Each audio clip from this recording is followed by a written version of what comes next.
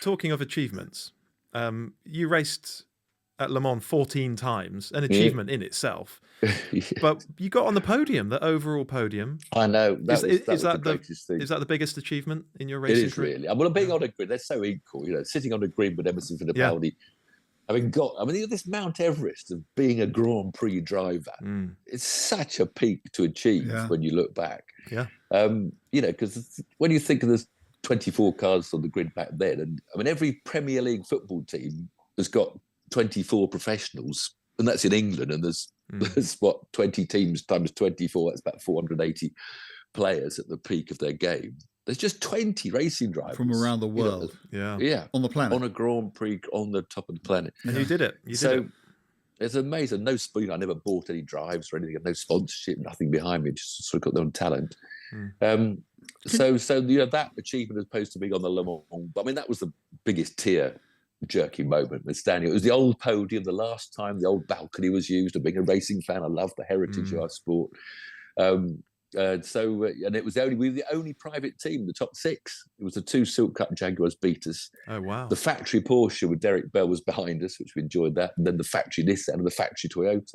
So this was in 1990? 19. So first year of the chicane. It was the first year of the chicane. Yeah, of course. That's one of my little tweaks that I'm still proud of, because I was racing this car privately in Japan with Derek Bell. Which is why Derek had to leave us for Le Mans, because he had a contract to do that. So he was in the car behind us. So I was doing the Japanese Group C Championship, earning reasonable money and enjoying life. And the owner wanted to take the car to Le Mans. And we thought about the new Mulsanne chicanes.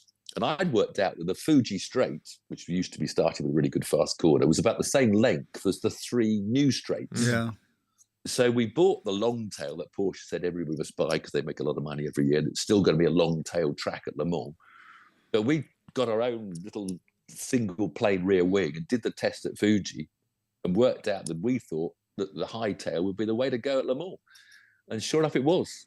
And it worked. And the three of us, Anthony, myself and David Sears, we had no fitness and no coaches, and the stuff they have now with dietitians.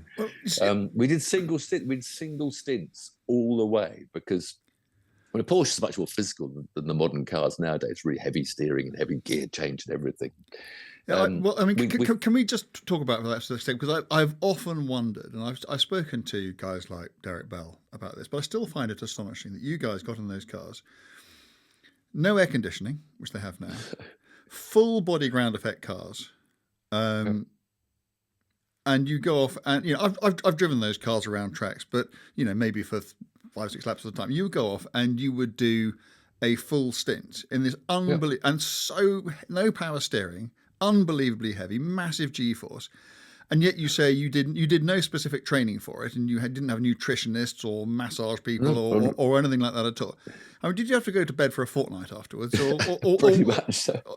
Did you find it physically utterly draining? Yes, completely. That's why we didn't have a double stint, because we knew if we double stinted, it was a hot weekend, we'd be properly knackered. Yeah, and then it would take a long time to recover. But if you did a single stint, you could get out still quite freshish. But that took time, didn't it? But that took time to change drivers. No, not really, because we had the fuel. It took a minute to put the fuel in, because the fuel flow was restricted. So could you change drivers while the fuel was going in? Yeah, yes. They wouldn't let you do that now, would they? No, safety thing. But I'm talking about just fitness and just going back to how it was. 1984, I got a drum Kramer at Le Mans, Porsche, and I've been racing in Japan, which we had these really hot August, famous Suzuka 12 hours or 6 hours, which kills you in the humidity. So we started putting drink bottles in the car in Japan. It was a new thing. You'd not had them until then? That year. No. And even at Le Mans, you didn't have drinks bottles in the cars? I spoke to Mr. Kramer and I said, do you think it'd be possible to have a drinks bottle in the car? And his literal answer was, no, Tiff, you will drive, not drink. that was the end of it.